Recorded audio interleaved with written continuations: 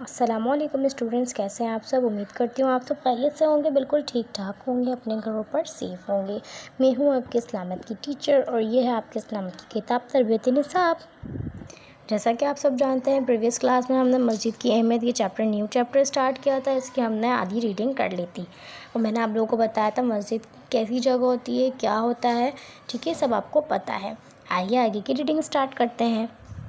Page number 54 پر دیکھیے، ہم نے یہاں تک کی ریڈنگ کر لی تھی، آئیے باقی کی دیکھتے ہیں۔ اسلامی معاشرے میں مسجد کو بڑی اہمیت حاصل ہے، مسلمانوں کی اجتماعی زندگی کا اہم مرکز ہے۔ مسجد اسلامی معاشرے میں محبت و ہمدردی کا جذبہ پیدا کرتی ہے۔ یہ تعلیم، تربیت، تعمیر اخلاق کے سلسلے میں ایک تربیت گاہ کا کردار ادا کرتی ہے، ٹھیک ہے، سمجھ آیا؟ یعنی کہ اسلامی معاشرے میں مسجد کو بڑی اہمیت حاصل ہے، بے شک، کیونکہ مسجد کیا ہے؟ اللہ تعالیٰ کا گھر ہوتا ہے، جہاں پر مسلمان 5 وقت کی نماز ادا کرتے ہیں، اللہ تعالیٰ کی عبادت کرتے ہیں، رمضان میں اعتکاف میں بیٹھتے ہیں، ٹھیک ہے، یہ سب چیزیں جتنی بھی ہیں یہ سب مسجد میں ہو رہی ہوتی ہیں۔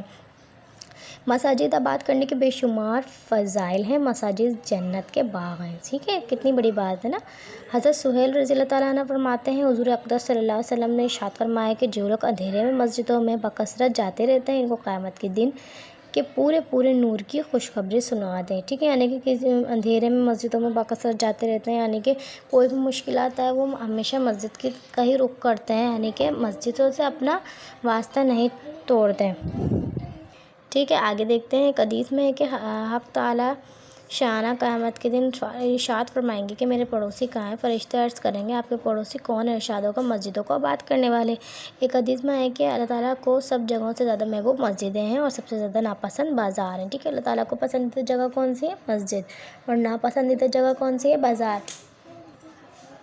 ایک حدیث میں ارشاد ہے کہ قیامت کے دن جب ہر شخص پریشان حال ہوگا اور سورج کی گرمی نہایت تیز ہوگی، 7 آدمی ایسے ہوں گے جو اللہ کی رحمت کے سائے ہوں گے۔ ان میں ایک شخص وہ ہوگا جس کا دل مسجد میں اٹکا رہے گا، جب کسی ضرورت سے باہر آئے تو پھر مسجد ہی میں واپس جانے کی خواہش ہو۔ ایک حدیث میں وارد ہے جو شخص مسجد سے الفت رکھتا ہے، اللہ جل شانہ اس سے الفت فرماتے ہیں، ٹھیک ہے۔ حضرت انس رضی اللہ عنہ سے حق تعالیٰ شانہ کا یہ ارشاد نقل کرتے ہیں کہ میں کسی جگہ عذاب بھیجنے کا ارادہ کرتا ہوں، مگر وہاں ایسے لوگوں کو دیکھتا ہوں جو مسجدوں کو آباد کرتے ہیں، اللہ تعالیٰ کے واسطے آپس میں محبت رکھتے ہیں، آخر راتوں میں استغفار کرتے ہیں تو عذاب کو موقوف کر دیتا ہوں، ٹھیک ہے، سمجھ آیا؟ جیسے اللہ تعالیٰ کیا بول رہا ہے کہ یہاں پر جیسے اگر کچھ علاقوں میں ایسے لوگ ہوتے ہیں، کئی جگہ پہ جو بہت زیادہ نیک ہوتے ہیں، تو ان علاقوں میں عذاب دینے سے اللہ تعالیٰ روک دیتا ہے، ٹھیک ہے، کتنی اچھی بات ہے نا۔ آگے دیکھتے ہیں، حضرت ابو دراد رضی اللہ تعالیٰ عنہ نے حضرت سلمان کو ایک خط لکھا جس میں یہ لکھا کہ مسجد میں اکثر اوقات گزارا کرو۔ میں نے حضرت حضور صلی اللہ علیہ وسلم سے سنا ہے کہ جب مسجد متقی کا گھر ہے، اور اللہ جل شانہ نے اس بات کا عہد فرما لیا ہے کہ جو شخص مسجد میں اکثر رہتا ہے اس پر رحمت کروں گا، اس کو راحت دوں گا اور قیامت میں پل صراط کا راستہ آسان کر دوں گا اور اپنی رضا نصیب کروں گا، ٹھیک ہے، کتنی اچھی بات بولی ہے نا اللہ تعالیٰ نے۔ آگے دیکھیے، حضور اکرم صلی اللہ علیہ وسلم نے اپنا زیادہ تر وقت مسجد میں گزارتے تھے۔ ہر مسجد میں آپ صلی اللہ علیہ وسلم اپنے صحابہ سے ملتے، ان کو دین کی تعلیم دیتے اور آنے والے لوگوں سے ملاقات کرتے۔ مسلمانوں کے تمام اجتماعی معاملات مسجد نبوی میں طے ہوتے تھے، لہٰذا ہمیں چاہیے کہ 5 وقت کی نماز اہتمام سے مسجد میں ادا کریں، نمازوں کے علاوہ بھی مسجد میں وقت گزاریں اور قرآن پاک کی تلاوت، اللہ کا ذکر اور دوسری عبادتوں میں وقت گزاریں، دنیاوی باتوں سے پرہیز کریں، ٹھیک، مسجد میں بیٹھ کر دنیاوی باتیں نہیں کرنی چاہیے نا ہمیں، کیونکہ مسجد اللہ تعالیٰ کا گھر ہے اور مسجد میں اللہ تعالیٰ کی عبادت ہی کی جائے تو زیادہ بہتر ہے۔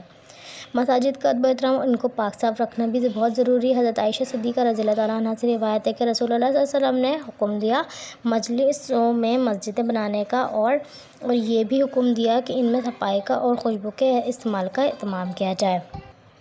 مطلب یہ ہے کہ جو محلے اور آبادیاں دور دور ہوں، جیسا کہ مدینہ کے قرب و جوار کی بستیوں کا حال تھا، ضرورت کے مطابق وہاں مسجدیں بنائی جاتی ہیں اور قسم کے کوڑے کرکٹ سے ان کی صفائی کا اور ان میں خوشبو کے استعمال کا انتظام کیا جاتا۔